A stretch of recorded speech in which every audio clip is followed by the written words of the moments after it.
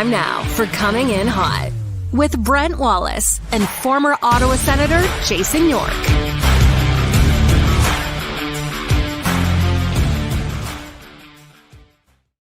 Happy Thursday, everybody. Welcome to Coming In Hot. Brent Wallace alongside Jason York and our third guy today, Graeme Nichols. Good afternoon. Good morning, everybody. Looking good. You're looking good. What it is? I'm just trying to will my way to Singapore at this point because I don't know that we're getting out today. You look like I'm gonna call you Wallami Vice. Look at you, Crockett.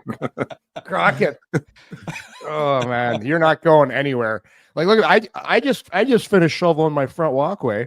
I'm supposed to drive to London, Ontario today because my son at Western's got his last 2 games of the year. No chance. I don't know if we're getting out here this weekend, fellas. Yorkie, I could use a little positivity. So for those who don't know, I've had some travel delay history in my past, like a lot. And so I know a lot of people at the airport. Yesterday, I had a Air Canada ticket agent text me to show me all the delayed flights. And then I had a pilot from Air Canada who I know sent me a note. And then he goes, I'm not on that flight, but I do know the pilot of your flight you're on. You'll be in good hands, but good luck getting out. So everybody's looking out for me. I just don't think I'm going anywhere. But I am ready. Can you not picture me strolling through the streets of Singapore with this getup? I just picture you on a travel day. The only thing that comes to my mind is Neil Page from Trains, Planes, and Automobiles. Steve Martin, just miserable the whole time. Oh, I'm terrified. That is you. It's a 5.5 hour flight to Vancouver, 3.5 hour layover, 16.5 hour flight to Singapore. Well, you'll be good. You just got to get to Vancouver, but that's going to be the tough thing, Wally. Just got to get to Vancouver. Yeah. You know what? Rebook now, and get out of here on maybe Monday. Monday. Yorkie. Maybe Monday. Why do I want to lose 2-3 days? Because you're going to lose your marbles at the airport waiting. I'm used to sitting at the airport. Anyway, we'll get out of here. You are. Point. All right. Okay. Graeme, welcome to the show. Yeah, thanks for having me back. By the way, I'll get you guys, maybe we could get team Flamingo shirts at some point for the summer. That'd be all right. We'll just make the announcement now, by the way. If I go away, Graeme will be the co-host alongside Yorkie because I needed someone that I thought could keep him in line, and you were the best option. Graeme, don't fall for what he's trying to do right now. He's trying to trick you into coming into the Grump Club. That's what he's trying to do. You don't want any part of that miserable club he's trying to form, the Grump Club. I'm just trying to keep the show together while I'm gone and not worry. And Graeme, who is a firefighter who is known to be protective and organized, he is going to keep this show together. I was listening to you guys with Merrick yesterday, though, and you guys were talking about how grumpy is entertaining. So, you can't be nice all the time. It is true. Okay, well, let's get on with this show. All right. But we're gonna test. Graeme, you're gonna get a test right now. Oh man, I need you to do the Charm Diamond sponsor read. I can try. I'll do my best. You better be singing. Charm Diamond Centers is proudly Canadian owned and operated since 1972 with more than 85 locations across the country through Charm and their sister brands. Get custom ring building delivered in less than 4 weeks with the Charm Masterpiece program and an unbeatable pricing policy. Check out a large selection of Canadian lab-grown diamonds, mined diamonds. Don't pay until 2026. Apply for a Charm Diamond Flexity card today and get approved for no interest financing on your purchase in minutes. For more information, go to charmdiamondcenters.com. Chosen forever. Charm Diamond Centers. Well, that was all right. I wanted some singing. And as always, you don't want that. Brought to you by nobody wants that. Official pizza of the Ottawa Senators, Gabriel Pizza, of course, always coming in hot with Gabriel Pizza. Get Gabriel Pizza perks when you order on the app. Earn points with every purchase on the app. Get access to exclusive deals with Gabriel Pizza perks. Order online as well, GabrielPizza.com. Check out their menu. It's vast and it's good. Don't forget the Send Score 4. You get 40% off your pizza the next day on a 9-inch. Anything you want, 40% off. The day after, the Send Score 4. Gabriel Pizza. We will be, by the way, giving away another $50 gift card later in the show to the people who have won over the past 2 days. I am getting to those. I just got to take care of that. Also, I will tell you yesterday's winner while I've got it is Christopher Seal. I will get to you as he correctly named the trophy the Champions Trophy, Yorkie. Oh yeah, on our big Switzerland talk, I found Trophy. stuff for you too. You said you wanted picks. I found. I So went digging deep. questions. I went digging deep into the archives yesterday. I had to go into this trunk. It's like made of hockey sticks. I don't know. There used to be like back 20 years ago, there was a company, Wally, I don't know if you remember this, they used to make these really cool trunks and they'd put an emblem on it. It's made by old hockey sticks. Beautiful trunk. Anyways, I found it in there. These pictures from the glory years of the Champions Trophy quest. So can we put up the one that, so Yorkie, you talked yesterday about being at center ice holding up this beautiful blue trophy. Oh, yes. Jake, can we throw this up? There we are. Is that you right there? The goatee, the flowing locks. It kind of looks like it does in North America after a win. It just let all the fans on the ice. That's basically at center ice in Lugano.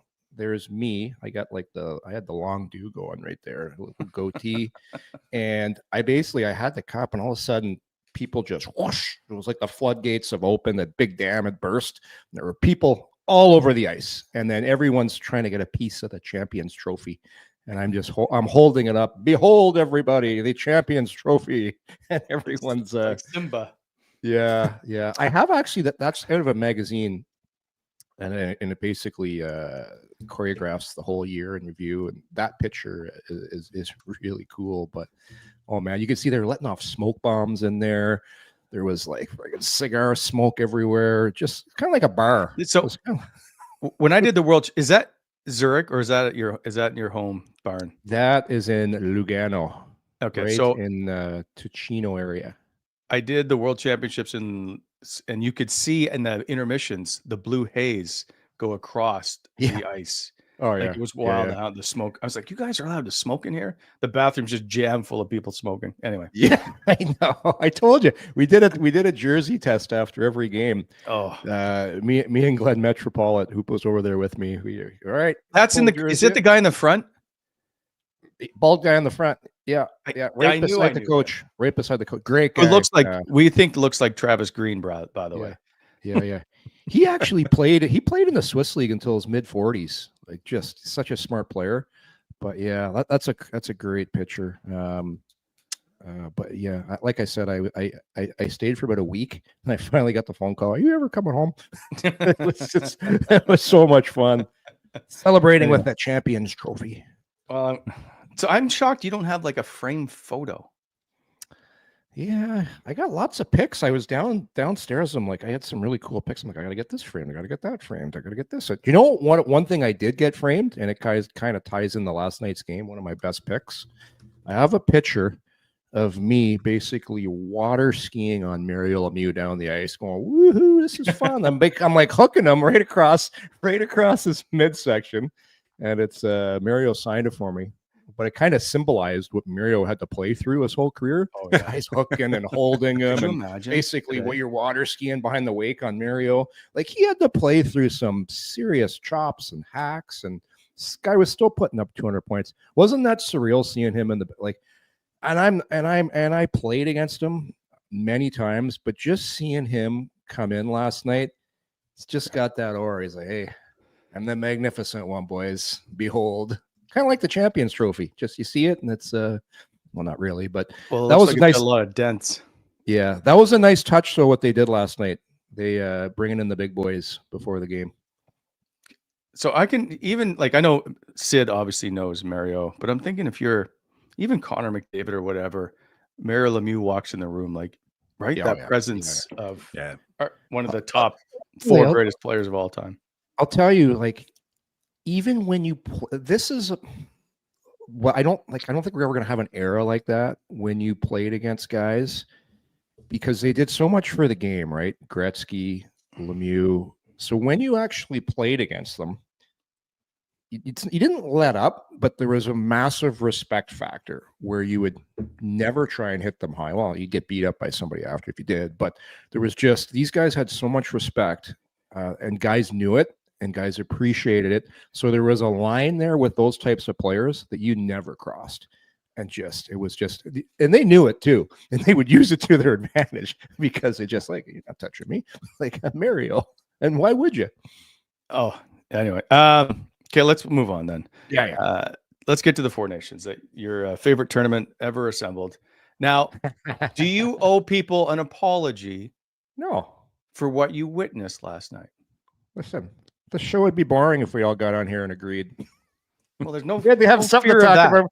We had to have something to talk about for 4 days. I'll say this: I was not surprised because I knew guys are gonna try. Because here's the thing with high end athletes, best of the world, you don't want to get embarrassed.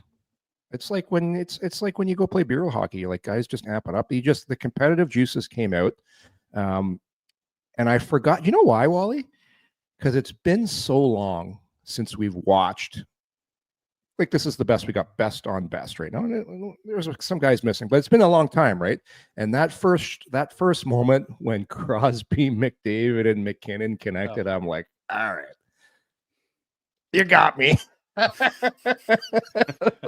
It was because I like watching, like, Graeme, I like watching good hockey. I like watching like stuff like that when plays work seamlessly. Guys, Cale Makar back there with the puck, 3-on-3. So I'm sorry, hook, line, and sinker. They got me in the first shift, Wally. Oh yeah. I'm on board because listen, it's been so long, and a little bit of part of me forgot how good it is to watch the best players in the world. So I'm back, baby. You couldn't have drawn it up better though, right? Like, it was like the three preeminent Canadian players of this generation all hooking up on the first goal, and it was beautiful. And I think the tournament needed a moment like that right off the hop. I think everybody will become invested as they see like more best on best hockey, but to get that goal right away is just, that's what the NHL needed. They needed to like create some excitement for this event, and that was probably one of the best ways to do it. Yeah, and they got the overtime. It's so good, eh? So good. And let's be honest too, the setting in Montreal is fantastic. I know Sens fans don't like Montreal fans, but I broadcasted in that rink. You've done it before, Wally, many times. The atmosphere in there, Montreal still does this any better than anybody in the league. They know how to put a show on. They know how to do it. And like I said, they had Mario there. They introduced Alfie, and I like Tamo Solani's in the building too. And I know they're part of the event, but the introductions, I forget the announcer's name in Montreal, but he's got the great pipes. Yeah. And they do it right there, man. They do it right. And you sell the sizzle, and it was sizzling last night. My Four Nations experience better not include Jordan Binnington anymore. Ah, no, we're gonna get negative already. Come on, Graeme. I like it. I like it. All right, just stir it up. Stir it up right away. Did any of you think Jordan Binnington was the answer? Depends on what the question is. Who's the best goalie that Canada could have put in net? And it's not him. This reminds me of, this is the Hockey Canada issue all over again. Oh, we know he can win if he's got good players. Well, that's why like when you and I did our picks yesterday, remember we did our picks, and I'm like, I'm not sure about the goaltending. And just how about last night, Graeme? Just a reminder of ghosts past for the Sens fans. I know. It was get into this. Oh yeah, he played. We'll get into the Mark Stone stuff later. But here's a question for you guys though. Like I was having this conversation last week with a couple of friends, and it's like Quebec, the Quebec League was always renowned for like producing goaltending talent, and like they don't really have any preeminent Quebec superstars anymore. Like there's always been kind of like a francophone superstar in the league, and like there's just who's the best Quebec-born player in the league right now? Like Huberdeau? Like I don't know what's happened. I have no idea. Are we talking goalies or just players? Both. Anything. Because for me, it used to just be they were the goalie factory, right? Like which French goalie is it going to be? Yep. And I don't know. There hasn't been too many since Marc-Andre. That's true, eh? Well, yeah. Before him, Jaguar was great. Like there, you had like Luongo, Brodeur. but it's kind of the well's dried up a little bit. Felix Potvin. Yeah, But I've so in Yorkie, I don't know about you, but in all the years that I've watched my son go through hockey, there are goalie clinics, but they don't spend any time in practice really trying to work on goaltending as a skill. It depends who the coach is. I always did. Depends on the coach and the money that you want to invest, but nobody wants to waste half their ice at one end while the goalie works on some drills, right? Well, And it's like no time. Well, the good coaches do. I call myself a good coach, but a little bit pat in the back. I think it's really important. You get a goalie coach on board with your team, take it out of the team budget. And this is the problem with minor hockey. Everyone thinks got to do things full ice all the time when you actually don't. It's better to compact everything and do things in small areas. When you do your small area stuff, goalies, that's your time to work. 20, 25, half an hour. Try and get that in a couple times a week, and just you're going to win more games too at minor hockey too if your goalies are good. Trust me. Now I agree, Wally. Too many times you watch a practice guy that you're watching 3-on-2s or breakouts. I'm like, oh my God. Yeah. So anyways, a conversation for the day. Yeah. So out of 10, gentlemen, 10 being the best, 1 being the worst, what would you give as a number on last night's game? Ooh. Entertainment value or just really pure? Yep. Well, that's all this is entertainment value. Pure. Okay. All right. I'll go. You know what? Entertainment value, sizzling start, stars on the red carpet, great anthem. I thought the anthem was horrendous. That's always no. good, that was one of the worst I've heard in a long time. Yeah, that's I'm including the guy on the oboe in Florida or whatever the hell that was. Yeah, you know what? I wasn't really listening. I just thought it was good. So I probably give it a 10, Wally. I'd probably give it a 10 because it's Graeme said you checked all the boxes, right? Good game, close game, entertaining game. Big boys showed up. Canada's captain, if you're Canadian, was the first star. Sid was spectacular. A lot of drama. The game was in doubt right up until the end. The 3-on-3 was exactly what it's supposed to be. You had Nathan McKinnon like up and down the ice. So I'm going 10, Wally. I'm going 10. You went from I'm not watching this, I'm going to watch A-Team reruns to it is now a 10. Yeah.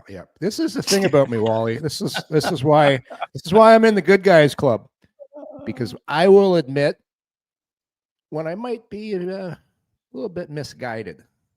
I'll admit when things are right and wrong, and that's the sign of a good guy. You sound like a politician. I don't think that's a good guy. Okay, Graeme. I will give it. I'll give it an 8 just because the stakes weren't very high. But I think I agree totally with Yorkie. I think just from the periphery, everything went right with that game. I think to get that to overtime, you get a Canadian win, you have the stars in attendance, you have the Lemieux factor, you have Crosby's fantastic performance last night. I think it checks a lot of the boxes, but just because the stakes weren't high, I give it an 8. The other thing too, Wally, was physical. Guys were finishing checks. McKinnon was finishing checks. You can't dial it back with these guys. Yeah. Did you see Rasmus Dahlin drop Connor McDavid?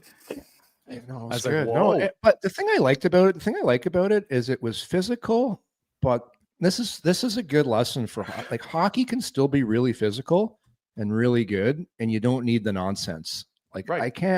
I hate pushing and shoving after the whistle, and it's just such fucking garbage.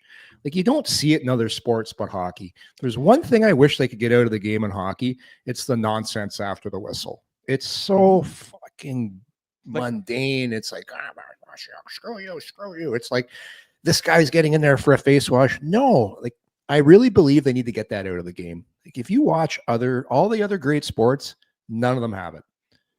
None of them have it. And they'll say, well, it's best on best. But still, when you have the 700 best players in the world at what they do, I'm sorry, but I think it's time to get that garbage out of the league, the pushing and shoving. Just start tuning guys up. First push, you're 2 minutes, and then you get it out. Because it doesn't prove anything. It's not exciting. It adds nothing to the game, and it delays the game. And then people get mad. People get mad because I say this all the time, Graeme. It's well, it's a different rule book after the whistle. You're allowed to punch a guy, you're allowed to cross check a guy, and you just don't see that bullshit in really good games like this. And that's again why I really enjoyed watching this game, because there was no bullshit. Yeah, I understand. I agree wholeheartedly with everything you said, but I think that fans do cheer and they'll lose. Like if it's like a Toronto versus Ottawa game, I know. There is like a little bit of scrumming after the whistle. Fans get ramped up for that stuff. It's just part of that innate kind of hate. Nobody's not going to the game if there's no fighting in it. People will still be there. I'm not saying no fighting. I'm not saying no fighting. Yorkie, my point is all that, like, you don't need Ryan Reeves. You talk about there's the 700 best players in the world. Like, that is best on best. There's 700 players being able to do that job. Not very many. My point is you can watch that game last night, and it was amazing to watch because you don't have to worry about some idiot just running around. I will take this game like played this way over the other nonsense any day. You don't need fighting in the National Hockey League. You don't. If you ask the players too, like guys don't want to get hurt. Guys don't want predators on the ice. Guys don't want that unpredictability factor. And sure, you'll always say, "Yeah, I'd love to have that guy on my team." Well, sure, you'd love to have that guy on the team because you don't want him playing against you, getting you hurt. That's the way it is. Sam Bennett can play two different ways, right? He can play the all-star way, or he can play the dirty. And he didn't. You can change that behavior anyway. As I watched it last night, I'm like, exactly. This is why we love best on best, because there's no nonsense. Can I ask you guys a question? No, Graeme. Yeah. Why? So if Canada loses another defenseman, that's it. Like they're stuck down to 5. Like, why can you not bring someone in? I know, fill a void. It doesn't make any sense. Like obviously guys are on vacation. You want to give them some time away if they have plans or whatever. But like, I'm sure there'd be a line of players. Oh yeah, itching to get in that lineup if there's an opportunity afforded to them. Yeah. Who would be next in line for Canada? So it's Sanheim, right? That's coming in. Mm-hmm. So who would be? I was trying to think of that the other night. I'm like, who are the next Canadians that would get that call? And if you look around the league, it's not like it used to be. We were saying this yesterday, Graham, Wally and I. Like, I look at that blue line. It's a great blue line, but it's not as good as the Americans' blue line, in my opinion. It's not intimidating. No. And I look at Sweden's blue line's pretty damn good too. Like, there's some good players. Yeah. What'd you guys think of Doughty last night? But okay, wait a sec. You just skipped over who's going to replace. Yeah, sorry. Theodore. Yeah, who would I off the top of your head, Graham? Like, who would be that next guy? Well, I know it won't be Alex Pietrangelo. That's all I know. Yeah. Well, he's missing. He's obviously a big loss. Like, he's such a good player. I think Sens fans would probably campaign hard for Shabbat. Possibly, he's having a decent season. But off the top of my head, like I can't even name like 5 guys off the top of my head that you'd be like, okay, yeah, that makes total sense. But I don't know. Tanev, he was Uyghur. Well, Mackenzie Weegar would be my guy. Mackenzie Weegar. You know what's funny? Like, and I know Jordan Zimmerman's just firing off names, but I thought this last night. Do you think Jacob Chychrun got any consideration? Either team, too. He can go to Canadian or U.S., can he? Because he's dual, isn't he? Depends, though, if he's played. I think if you've played, right, on one, you have to commit. I might be wrong. But anybody in the chat know the answer to that? Because I don't know the answer to that. Like Dougie Hamilton, maybe? I don't know. Doogie Hamilton? MD? Doogie?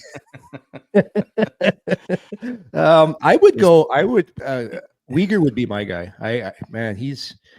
He is, I've watched some Calgary games this year, and he's been impressive in Calgary. I'd go Uyghur, but it's amazing though. Like, Canada's blue line, used to be like 16 guys. You go, yeah, that guy, and it's like, who are we going to take? Like, it's some tough questions.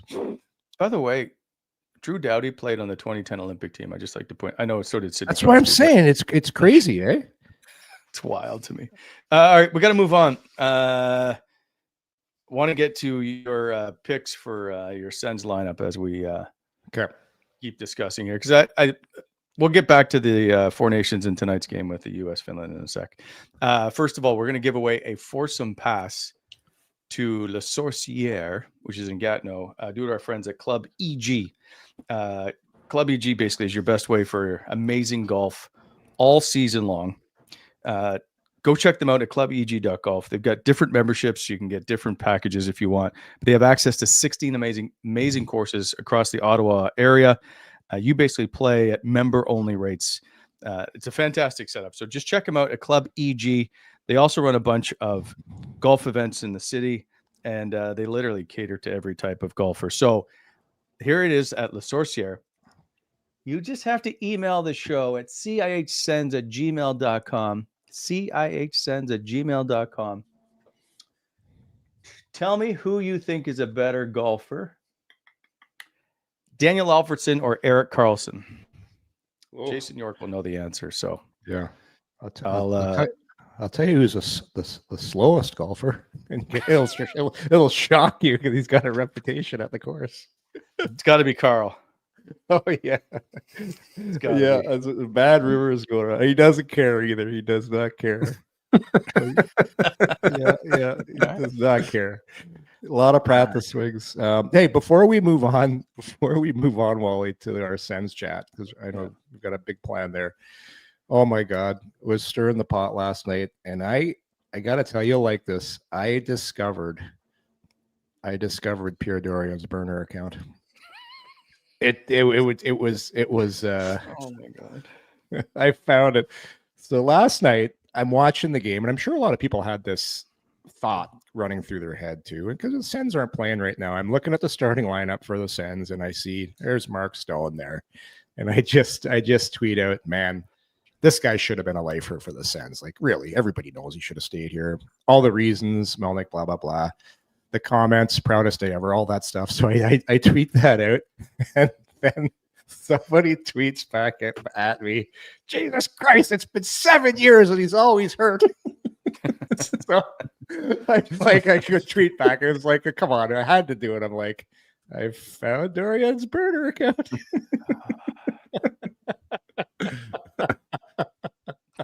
But I gotta, there it is right there. Look at that picture, eh? Mark Stone. Gotta say though, like anybody that knows, when people start, like my account blew up last night. You know, everybody sends Twitter as everybody gets in there, and I'm super stoked. He won a cup. Got to spend some time with him the last couple of years playing a lot of golf. Tremendous guy, but never should have left. But I'll tell you, the best tweet of the night that started this whole little roller coaster of tweets was yours truly right there, Graeme.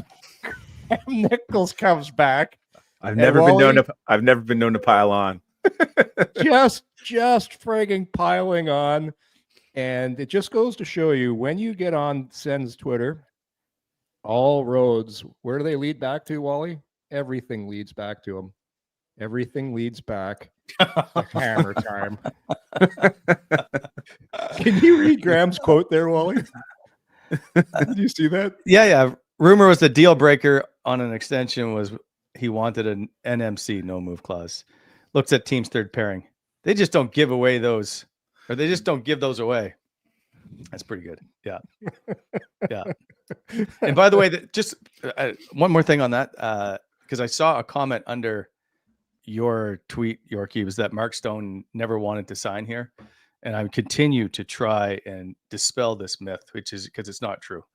As you know it, and I know it, he did want to re-sign here. The problem was 1,000% not true. He told me. The problem was he wanted lockout protection. Yes. And I think he wanted a signing bonus, which they wouldn't give out after the Danny Heatley situation. And then after all that stuff, and it didn't. And then it's like, yeah, you're gonna trade me then, of course. But he like many players here in Ottawa, there was a time here, and it's coming back to those times when people really loved it here and it was great and they were building something. And then, people know the whole story. We're just picking at a scab here. Well, but there are media people that continue to say that he didn't want to sign here, and it pisses me off. No, he did. But hey, listen, went and won a cup, playing for Team Canada, playing with on the top line. Like what a run he's had. It's been and couldn't happen to a better guy. I thought he was skating well last night too. Like there was a couple chances where like he got in on the puck on the forecheck, and you're like, whoa. Like for a guy who's what? Like how old was Stoneby right now? Like 35, 36? Like he's not that old. He looks older. He's not that old. He's Like, 32. he's getting up there. Oh, that's it. He just He's looks not it. that old. Yeah. He's not- He's got some miles on him there. By the way, not that Like old. he looked great. Like Yeah. from where he was, like World Juniors to first couple camps in Ottawa to now, it's like it's unbelievable the change. Yeah. In the I'll skating. say this, guys. I'll say this. I'll say he processes the game quicker than anybody in the NHL. Processes. Like the way your mind works. And I picks might up have plays. said Erik Karlsson at one time. The difference His is anticipation. Stone's brain has to work extremely quick, and he's playing at the level he plays at because he doesn't have obviously the wheels that a Karlsson or a McDavid or a McKinnon has, but his brain has to work. It's like an ultra high speed AI computer. It just sees it, computes it, and makes the right decision 99% of the time. And that's why he's able to play in the NHL at a high level. It's because of he's got the best processor in the game. High speed. He's very good. There is a poll we did on our YouTube channel asking who you would rather have come back to the Senators, Mark Stone or Erik Karlsson. So I can't tell if either one of you know how to work the YouTube chat. So if you haven't seen it, Yorkie, what do you think the percentage and who do you think it was? What do you think the answer is? Stoner and Carl right now, if they wanted to come back. When did you put this? No, Did you who would you rather bring back? It's I put it up in the chat today. I'm gonna say Stone's got a slight lead. Graeme, can you see it? I can open it up. I just don't want to blare the I'm always worried about opening up and coming in hot live YouTube because then I'll get like the whole live show and I'll get like an echo and everything else. But always got to make sure you hit mute before you start the show. That's one of the keys. I'm logging on the chat. 89% said Mark Stone. Yeah, there is the positional need though, right? Like I think if you asked me what's the Ottawa's biggest need right now, I'd say another right defenseman. But Ottawa needs scoring and a good two-way winger as well. So like that works both ways. I would take Stone. I think he's more at this time, and he's cheaper right now. I don't know if cap considerations or anything are part of that. No, none of we just asked one simple question: who would you rather have in the lineup? Yep, Stone, 100%. Yeah. So to pile on what Graeme just said there, I love Carl. Prime Carl to this day is the player that I loved watching the best in the NHL. And that's Sid, McDavid, everybody included. When Carl was Carl, he was my favorite player in the league to watch. I couldn't get enough watching him. He's still a really good player. He'd still help the Sens, but I'll go 100% Stone, and here's why. They already have two guys to run your power play in Shabbat and Sanderson. And Sanderson's the guy back there. So you're going to bring in a power play guy. We don't really need one. And what they need the most right now is a right shot winger to play in the top six. And a guy that's won the cup, has leadership ability, still is at the prime of he's still playing probably in the prime. Freaking just started first line for Team Canada. So I'm taking Mark Stone. I'd love to have both. All right. Let's get on to it, shall we? So we asked our two genius people sitting here with me two separate questions. Yorkie, I wanted you to give me your playoff team if everybody's healthy and you have access to everybody. And then I said, Graeme, I want you to do an analytics dive and tell me who should be playing where and how your lineup would look. So this is not Graham's no preference. It's just all data driven. Is it this for Graeme? We'll have him explain his work like a math teacher. Okay, I want to see Professor Graham's. By the way, Graeme, let me get my pocket protector and calculator. You don't have a nickname, Professor Graeme. I don't have one. No, I don't. Yeah, no. Graeme needs a nickname. I'm not giving myself a nickname, and I don't want to call you G. Yeah, see, like that's what I get most of the time from like friends or like people at work and stuff. But G can't be G. Can't be G. Like G money's already taken. All that stuff is already taken. So I don't. This is why we have like Nikki doesn't work. This is why we have the live Nikki. Nikki Jesus. From Nichols. Yeah, like Wally. Like- Well, we're not letting Wally anywhere near the nickname choosing I thing. just Let's go to the polls. Go There to you the go, chat there you for go. God's Okay. sake. This is why we got it. I like Professor G.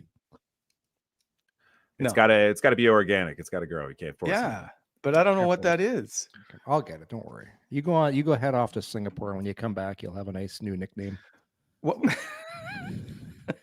What was the name of Jim Carrey and in Living Color when he was the fireman? Fireman Bill. Yeah, that doesn't work either. We'll figure Fireman it- Graham. Yeah. No. Fire Chief. No, it was Fire Chief, wasn't it? Oh, could be Chief.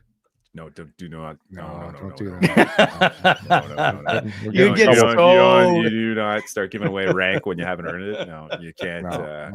No, that's a terrible idea. Deputy. Can I give you deputy? No, People want to call you Little Nick. Little Nick, Little Nicky. That's a Little Nicky, Sandler movie. Yeah, no, not one of his best Oh, works. So little Nicky. Wait, Chris. Graham mathematically correct. Crackers. Thanks, Jake. Grammatically correct. I'm sorry. Grammatically correct. That's not bad. I like it. We might use that as a board title. Grammatically correct. Yeah. Got Graham's. One of the best bakeries in the Ottawa area is in Kemptville. Graham's Bakery. You guys ever been there? No.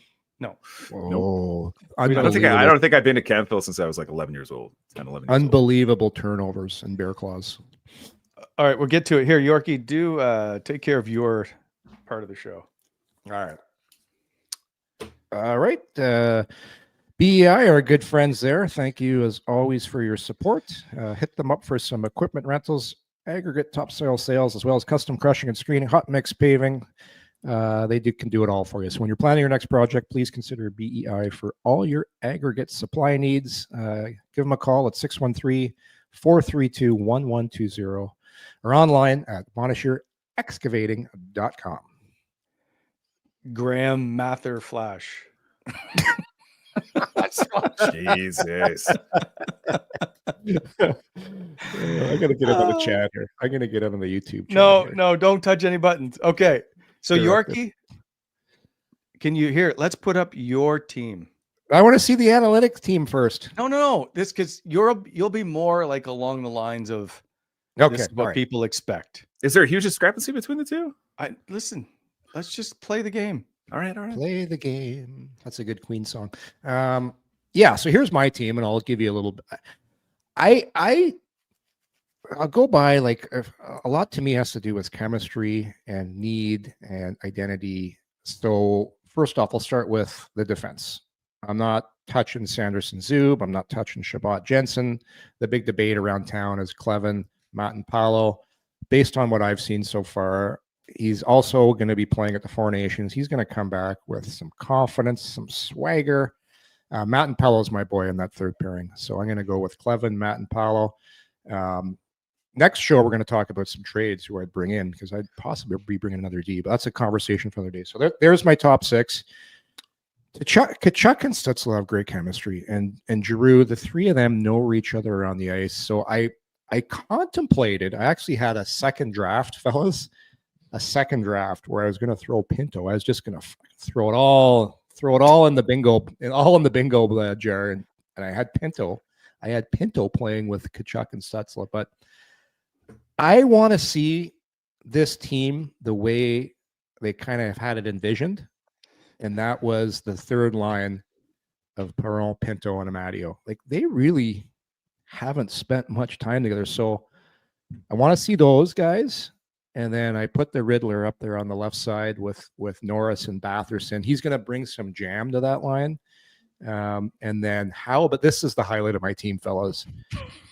The highlight of my team is the rat line. Look at that fourth line. Look at the rat factor on there. I'm a little concerned about the faceoffs, and I do like a stop check. He's going to get in my lineup, but maybe not. It's all going to be dependent. I like the kid a lot, and also too I can forget. How do I forget a guy's name that's got 16, 17 goals? Adam Gaudette. People are probably wondering, why is Adam Gaudette not in your lineup? He's going to get in. He's going to get in. This isn't a full-time thing, but I just think to set the tone for a series, I want the Rat Pack. I want Gregor. I want Heimar. and I want Cousins just running around. Look at the speed on that line, tenacity, and they're gonna skate, and you're gonna finish every single hit, because we all know in the playoffs you have to finish every single time you get. So I want the Rat Pack. I got my top six, and I got a great third line, and I got the big boy Matt and Paolo coming in on the third pair. So there's Team Yorkie. Interesting. Okay. Quickly, I just have there's a new nickname for you, Graeme. Shoot. There's a lot. Okay. Grandma Llama Ding Dong. I thought It's a little long. It's a little long. this one's one of my favorites. Wham bam, thank you, Graeme. Nice. Wham bam, thank you, Graeme. Nice. Too much. I like it, but it's a lot to get out. Yeah. Wham bam, thank you, Graeme. What do you think? It's a great way to close a show.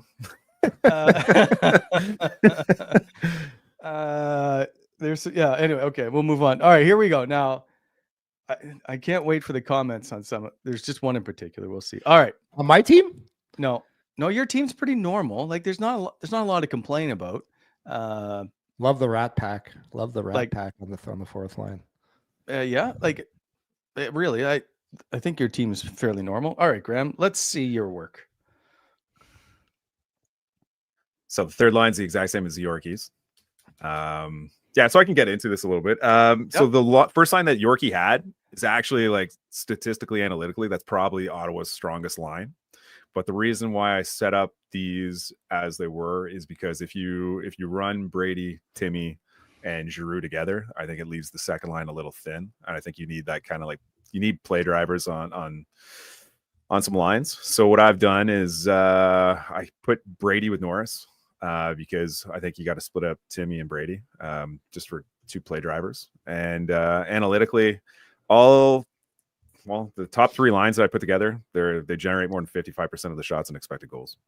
Nice. So, like, statistically, like, if you have three lines that are doing, like, winning the lion's share of the shooting battles, the territorial battles, and the expected goals, I think good things will happen eventually, or they should.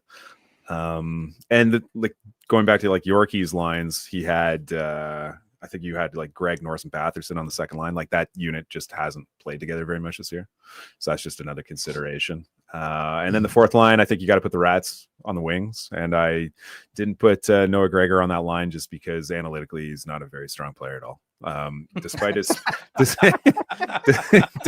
despite, like, I feel like you watch him play, you're like, he's a burner and he can shoot the puck hard and he can get his goals and he works hard, and I don't begrudge any of that stuff, but analytically it's just not, he for as fast as he is, not a lot of good comes of it.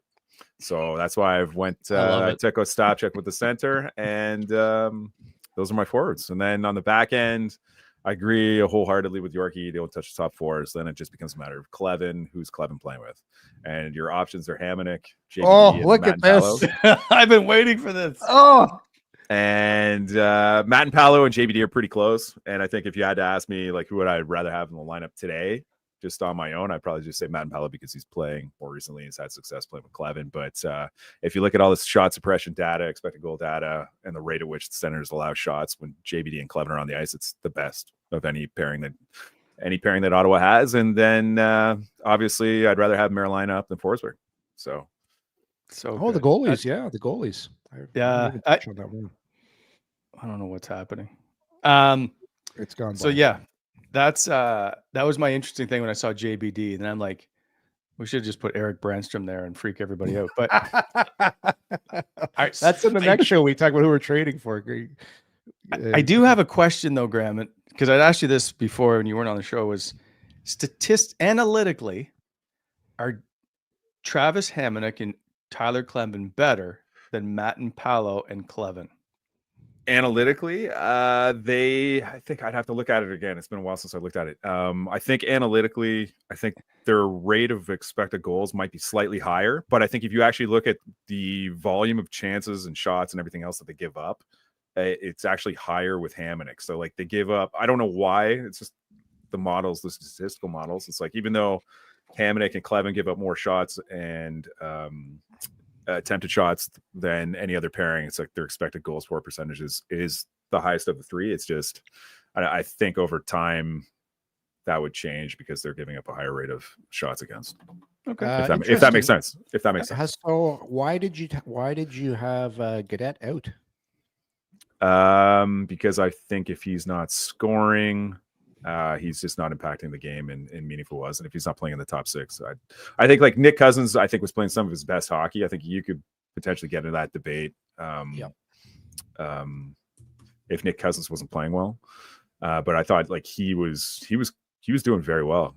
He was holding his own. He was playing third line minutes, and he was doing a lot of things that this team needs. And there's just some elements of his game that kind of diversify him from an Adam Gadet, and that's it.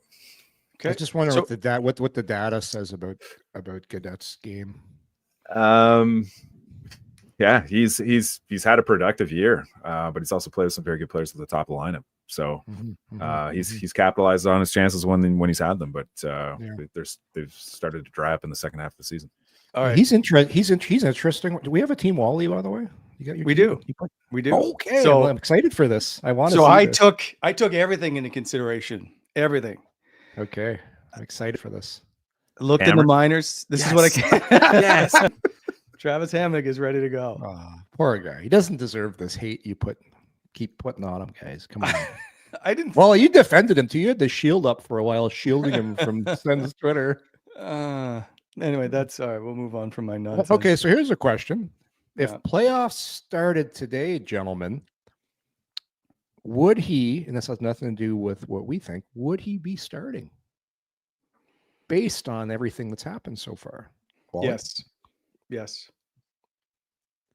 Convincingly, he's in based on what you've seen. Right. So, the only reason I say that is based on how the season went into the break. That's what I'm asking you. So I know I'm just like, if you were to come out of the break, Matt and Paolo may be that answer for me. But going in, so I'm just saying. Yeah. That's the question. Yep. I feel like when they were dressing their 7 defensemen, like he was getting more ice than Matt and Paolo. So it seems to, for whatever reasons, it seems like Travis Green relies on him more heavily. So I agree with Wally there. I think Hamonic's probably standing in the lineup. Yeah. I would say based on up until then, yes. But I think coming back, there's going to be. Here's the thing: when you're coaching, when you got to make tough decisions, it's the path of least resistance is to always go with the veteran, and based on that, because your other player doesn't have a sample size really to say, well, because you can always do, because if something goes wrong, well, that's how it's supposed to be. But I think playing in this, like I said earlier, for Matt and Paolo, is going to add something to his resume. And I know Finland, if you look at the available defensemen for Finnish players, it's not a lot. But still, he beat a couple of guys out, and it's going to be, like I said, this is going to be very impactful on Matt and Paolo's career. So that's going to go on his resume, and I think it'll be a much easier decision for the coaching staff to put him in now. Agreed. The Finnish bump. Okay, we got to move on. Finnish bump. We've got an announcement to make at the end of the show. We got a couple. So, all right. Let's get to tonight's Four Nations game before we move on. The show is always proudly presented to you by our presenting sponsor, Bet365. Open an account today with Bet365. Bet on a huge range of markets. So whatever the moment, it's never ordinary at Bet365. Use code NATION.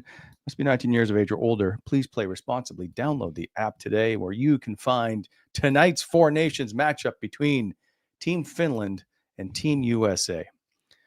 So my question, gentlemen, who are you taking in this one? 100% taking USA. Team USA all the way. Are they just going to get booed to oblivion and everybody's going to be cheering on Team Finland and they get the bump and they're going to just squeak one out? Where's in Montreal again? Yeah. Oh, yeah, they're going to get booed heartily in there tonight. That doesn't matter. You got guys on the Matthew Tkachuk's going to just be, it's going to actually give him more power. Just going to suck it all in. And it's like, bring in the energy and double it on the way out. I'm with Graeme. I take US in this. That's a really good roster they have. They got some, and they're going to play based on what I saw last night. They're going to play hard. Like Team Finland a lot, but that US roster, Graeme, that roster is stacked. I like the top of Finland's lineup though, but it thins out very quickly. Yes. Yeah. By the way, the bet parlay, bet boost, if you will, is money lines on Finland to win. Obviously, Mikko Rantanen to score a goal, and there to be over 4.5 goals in this game. I think all that stuff. The Finland thing might be a little tough, but I'm going to say take that for plus 1,100. I'm taking Finland tonight in this game. You are right. Okay. Yeah. All right. There's going to be a surprise, I think, in this. Like if Sweden won last night, it would have been a surprise. The fact that they were able to come back and tie it up, that was huge. Yeah. I think every team is fairly, like they're all talented, right? So you can beat anybody on it. So I just think maybe Finland. All right, moving on. So gentlemen, yesterday, like to announce, I forgot to bring this up to Jake. I apologize. Our little show received 4 nominations in the Faces Award. Oh, We're up for top podcast. I believe it's podcaster. That's just for me. No, I'm kidding, Yorkie. oh yeah, the Brent Wallace show. Yeah. Last time we won, Graeme, we got these plaques, and it said, "Congratulations, the Brent Wallace show." This year, by the way, it does say coming in hot with York or with Wallace and York. So there is that. You got me. Congratulations, guys. Yeah. Awesome. So then we got best YouTube channel and multimedia specialist. Our good friend Eric, who takes care of our show a lot, has been nominated for multimedia specialist. So you can, starting tomorrow, you can vote once per day. We would like to have your vote, please. But everybody, to thank you, and a thank you to Jake. I forgot to completely talk. Yeah. So what about my boy Jake, my boy Blue, for producer of the year? Jake's my boy. There's no YouTube producer category, but yeah. But hey, we all share in the coming in hot with Brent Wallace show. There was no talk show, by the way. There was no talk show category. Yeah, I don't know. Jake's videos have been perfecto lately. He's up the game. So we'll see. Yeah. So just a reminder, we'll see some posts for this occasionally throughout the next month. If you could give us some votes, that'd be great. Also starting, is your show on Monday or Tuesday next week? Does anybody, I sent you guys a detailed schedule. Our show? Tuesday. Yeah. So Jake's telling us Tuesday. Okay. So for you two, don't worry about it. Can you just read? Can you not read the 12 pages of documents I sent you? There's no chance. We're going in blind. We got this. We got this. We got this. It's like you're going away. This is going to turn into like Weekend at Bernie's. Like, no, it's going to be awesome. One of the best movies ever, Weekend at Bernie's. Oh. The comment is, Yorkie, we have a show. I thought we were going. What are we doing? 2 shows next week? 3 shows? I think I don't know if you've lined up other guests, but you are free to do whatever you want. As of right now, I think you have 2 shows booked. All right. Perfect. Tuesday and Friday. Graeme, get plenty of sleep, drink lots of water. Oh, I got to announce who our golf foursome winner is. Stand by. Where are you? Jeff Goyette. Says Daniel of the show. I think. Oh, by the way, who is the better golfer of the two, Alfie or Eric Carlson? Alfie's a really good golfer. Carl's pretty good, but Alfie's a scratch. I played with Alfie a couple of years ago. Oh. He was 6 under. Holy. Going into number 17. Bogeyed 8. He shot 5 under. 5 under from the Blues at Royal. It's like, yeah, he's really good. He's his game is next level right now. Sorry. Okay, and then finally, email the show. I totally forgot. $50 gift card to Gabriel Pizza. We will get sent to you. CIHsends@gmail.com. I'm not even sure what we need to. I want him to join the Grump Club. Oh, Goyette wants no. If you email the show and just say I want to join the Grump Club, yeah, we'll pick that winner. I will get it. The Grump Club. There's only. By the way, Merrick's not in the Grump Club. He's way too chipper and like he just chatty and he's always in a good mood. You got to recruit some real grumpy guys for this club of yours. Like even by the way, I didn't start the club. You're the president, for God's sake. You gotta get some sponsors. You gotta get some invitations set out. Like, how do you get in this club anyhow? Like, what do you got to do?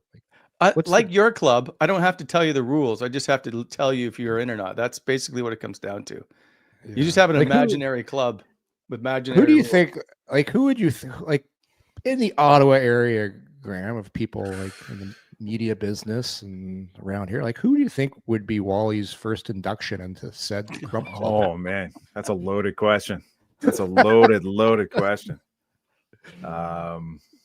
Man, media. I'm gonna pass on that. That's Yeah. I'll take the. Well, I'll be a politician here and just like that's boo. Yeah. I already told you. Lever Sage. Oh yeah, Number Sage would be up there for sure. Yeah. AJ Jakubek. For sure. Yeah. Stuntman Stu. I'd put in the club. These guys are not really like, they're not salty. They're not ornery. Fake grumpy. They're fake They're grumpy. That is not true at all. They're fake happy. Listen, Oh, there you go.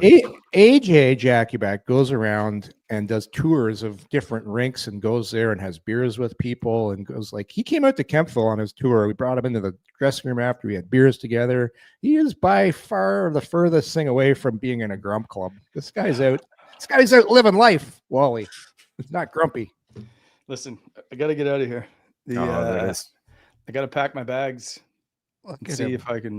Did you get a text? Did you get a text from a pilot saying you're good to go? What's Well, going on? I am excited. I do know the pilot who's flying the plane. I just now got to figure out if I can get on the plane. Miami Vice. Remember when Miami Vice was a thing? They do the hard drum thing. Yeah. Great. The car scenes when they were driving to the scene of the alleged drug deal. Great theme song for Miami Vice. So good. Jerry Bruckheimer, right? Is that a Hans Zimmerman? I think you're right. Yeah. All right, Okay, gentlemen. We done here? Yeah. Good luck with the show next week. Oh, yeah. I appreciate it. Safe hands. Have a good trip, Wally. Yeah. See you guys. Safe travels, man. Thanks, Jake. You're welcome. Thanks, Eric. See you, bro.